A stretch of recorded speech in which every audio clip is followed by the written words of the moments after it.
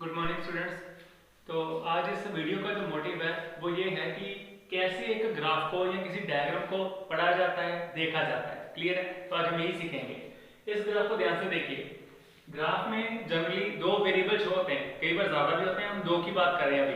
तो दो variable show होते हैं। इसमें कौन से वेरिएबल है? एक तो टाइम और एक पेशेंट्स टेम्परेचर। क्लियर है? आप जानते हैं जब पेशेंट को हॉस्पिटल में एडमिट किया जाता है तो उसका बार बार डायग्नोस किया जाता है कि हर 1 घंटे के बाद, 2 घंटे के बाद, 4 घंटे के बाद। ठीक है ना? ये डिपेंड करता है हॉस्पिटल के ऊपर। तो वहां पर डिसाइड किया जाता है कि जो दवाई दी जा रही है इससे पेशेंट रिकवर हो रहा है कि नहीं हो रहा, ठीक हो रहा है कि नहीं। अगर हो रहा है तो दवाई को कंटिन्यू रखते हैं, अगर नहीं हो रहा तो दवाई चेंज कर देते हैं। तो वही यहाँ पर एनालाइज किया गया कि कौन से टाइम पर उस पेशेंट का टेम्परेचर क्या था। क्लियर है? 9 AM, 10 AM, 11 AM, 12 Noon, 1 PM, ऐसे 34, 35, 36 टेम्परेचर दिया हो डिग्री सेल्सियस में। टेम्परेचर को तीन यूनिट्स में मेजर कर सकते हैं। जैसे आप डिस्टेंस देखिए, डिस्टेंस को सेंटीमीटर में, मीटर में, किलोमीटर में मेजर कर सकते हैं। टेम्परेचर को सेल्सियस में, डिग्रीज में और फ़ारेनहाइट में, केल्विन में मेजर कर सकते हैं। क्लियर है? तो हमारा कौन सा टेम्परेचर है? जो हमारे घर में थर्मामीटर होता है उस पर कौन सा होता है? Degree Celsius. तो ये वही है। क्लियर है? तो इस ग्राफ को पढ़कर हमें क्या देना है? कुछ क्वेश्चंस के आंसर करने हैं। पहला क्वेश्चन पढ़िए इसका। What was the patients temperature at 1 PM and 1:30 PM। पहले 1 PM की बात करेंगे कि पेशेंट का टेम्परेचर क्या था 1 PM पर। तो कैसे आंसर करना है वो देख लीजिए। सबसे पहले जो चीज गिवन है 1 PM, 1 PM मैंने टाइम, तो टाइम पर 1 PM कहां पर है? ये रहा। क्लियर है? यहां पर अपनी फिंगर रख लो, पेन रख लो। उसके बाद पूछा क्या? टेम्परेचर। तो करना क्या है? 1 पर अपना पेन रख लो, फिंगर रख लो, तो ग्राफ की तरफ आते जाओ, सीधे सीधे आना। क्लियर है? तो ये पार्ट बन गया। फिर इससे किस तरफ जाना है? जो चीज पूछी है, क्या पूछे? टेम्परेचर। टेम्परेचर ये रहा, तो इस तरफ जाना है इसे। क्लियर है? तो ये कहां पर आ गया? बिल्कुल यहां पर। और ये पॉइंट कौन सा है? 36 और 37 के बीच में। यानी कि आंसर क्या आ जाएगा? 36.5 डिग्री सेल्सियस। क्लियर है? तो इस पहले का आंसर क्या आ गया? क्लियर? अभी पूछ रहा है 1:30 PM पर टेम्परेचर क्या था। 1:30 कहां पर है? 1 और 2 के बीच में। तो ये कौन सा पॉइंट बन गया? ये वाला। क्लियर है? तो फिर ग्राफ की तरफ आते जाओ, कर्व की तरफ ऊपर आते गए। क्लियर है? और सामने टाइम देख लो, और ये टाइम क्या बन रहा है? बस सॉरी, क्या पूछा गया? 1:30 PM। ठीक है ना? 1:30 PM ये रहा, ऊपर आते गए, फिर ऐसे जाते गए। तो ये टाइम कौन सा है? तो टेम्परेचर कौन सा है? ये 36.5। ठीक है? 1 पर भी वही है ना, कट दा। तो यानी कि टेम्परेचर चेंज नहीं हुआ। 1 पर भी वही, 1:30 पर भी वही। क्लियर है? तो टेम्परेचर दोनों का सेम है। क्या है? 36.5 डिग्री। क्लियर है? क्यों नहीं चेंज? लाइन भी शो कर रही है। देखो 1 पर कौन सा पॉइंट था? ये वाला। 1:30 पर कौन सा? ये वाला। 2 पर कौन सा? ये वाला। एक्चुअली सारी लाइन ही सेम है। क्लियर है ना? तो इसका अपना टेम्परेचर सेम रह गया। When was the patient's temperature 38.5 degree Celsius. Patient का टेम्परेचर दिया हुआ है 38.5 डिग्री सेल्सियस। पूछा है when, ये टेम्परेचर कब था। हमने क्या सीखा है ग्राफ से कि ग्राफ में जो चीज गिवन है, क्वेश्चन में जो चीज गिवन है 38.5 डिग्री सेल्सियस। सबसे पहले यहां पर आ जाओ, ये आ गया 38 और 39 के बीच में 38.5। अब क्या करेंगे? यहां से कर्व की तरफ जाएंगे ऐसे। क्लियर है? यहां पर आगे तो नीचे आएंगे, तो कहां पर आगे? 12 नून। तो ये कब है?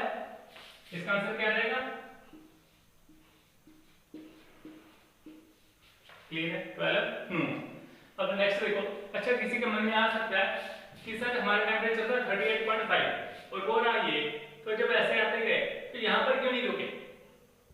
क्योंकि यहां पर टेम्परेचर नोट ही नहीं किया गया कि इससे टाइम पर टेम्परेचर क्या था। ये टाइम कौन सा है? अगर ध्यान से देखेंगे तो मे बी 11:30। क्लियर है? स्केल से जब आप ड्रॉ करेंगे तो क्लियरली नजर आ जाएगा मे बी 11:30 या 11 बजे। क्लियर है? तो यहाँ पर टेम्परेचर नोट नहीं किया गया, तो गारंटी नहीं है कि वहां पर टेम्परेचर कितना होगा कितना नहीं। सोचकर देखिए 10 बजे कितना टेम्परेचर है, मान लो कितना टेम्परेचर 10 बजे, ये 36। 11 बजे कितना है? 39। तो गारंटी थोड़ी कि 10 और 11 के बिल्कुल बीच में 10:30 बजे 36 और 39 का मिड ही होगा। जरूर थोड़ी है। कुछ भी हो सकता है, तो इसलिए यहाँ पर श्योर नहीं है। तो सिर्फ पॉइंट्स की बात करेंगे, 1 पॉइंट, 2 पॉइंट, 3, 4, 5 और ये 6 पॉइंट, 1 2 3 4 5 6 7 पॉइंट है। तो पेशेंट्स, नेक्स्ट क्वेश्चन है, patients temperature was same 2 times. जो पेशेंट का टेम्परेचर है 2 टाइम पर सेम था, बट वर दोस, वो 2 टाइम कौन कौन से थे? सिंपल सी बात है कि टेम्परेचर सेम था, तो टेम्परेचर कहां पर है? y एक्सिस पर। तो ये लाइन अगर ऊपर होती तो मतलब टेम्परेचर बढ़ता है, अगर नीचे आएगी कर्व तो टेम्परेचर कम होता है। लेकिन इसने क्या कहा, टेम्परेचर वाज सेम 2 टाइम्स। तो अगर 2 बार टेम्परेचर सेम था तो लाइन सीधी होनी चाहिए, तो लाइन सीधी कहां पर है? ये रही। तो देखो ये टेम्परेचर कौन सा है? 36.5, कब है? 1 pm। ये टेम्परेचर कब है?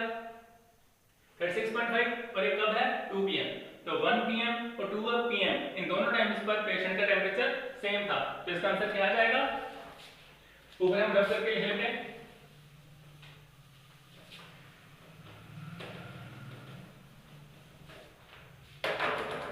तो ये थर्ड का आंसर ऊपर लिख रहा हूं।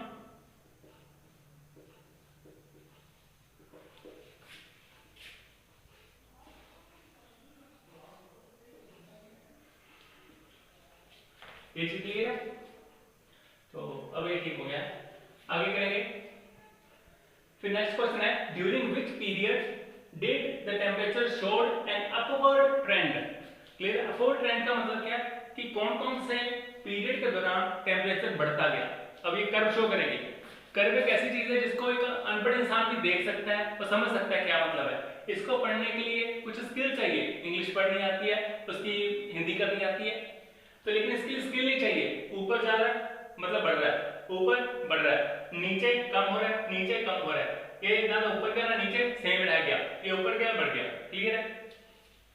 यानी अपवर्ड का मतलब क्या है, कहां पर गया हमारा क्वेश्चन कि कौन से पीरियड के दौरान जो टेम्परेचर है उसने अपवर्ड का ट्रेंड शो किया, कब कब वो बढ़ा।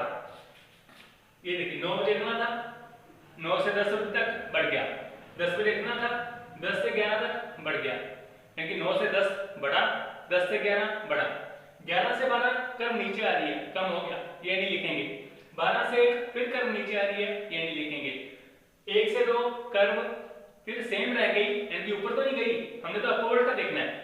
तो 1 से 2 कर्व सेम है, सेम लेवल पर, तो ये भी नहीं लिखेंगे। लेकिन 2 से 3 फिर ऊपर चलेगी तो ये भी लिखेंगे। तो हमारा कौन कौन सा आंसर बन गया? 9 से 10, 10 से 11, 2 से 3। क्लियर है? तो इसका आंसर क्या लिखेंगे? फोर्थ का 9 am to 10 am, 10 am to am, 2 pm to। Clear? Okay, last question है, इन विच आर, कौन से घंटे में was there the greatest difference between the temperature as compared to its previous।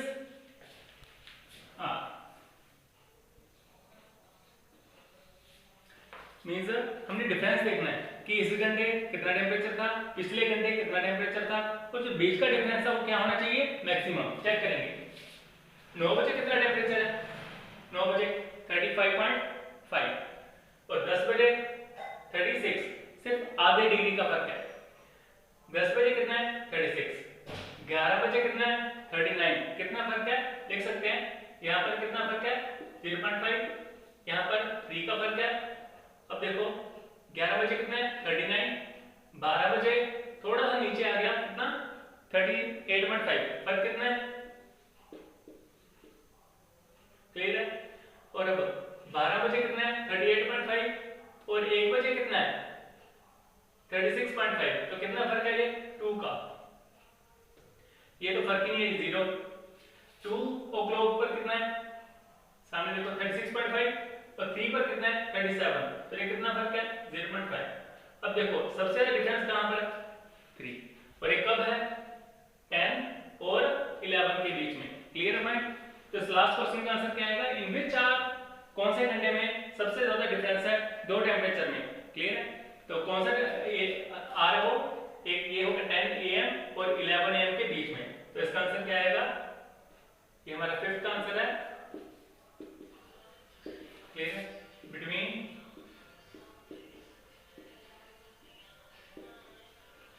AM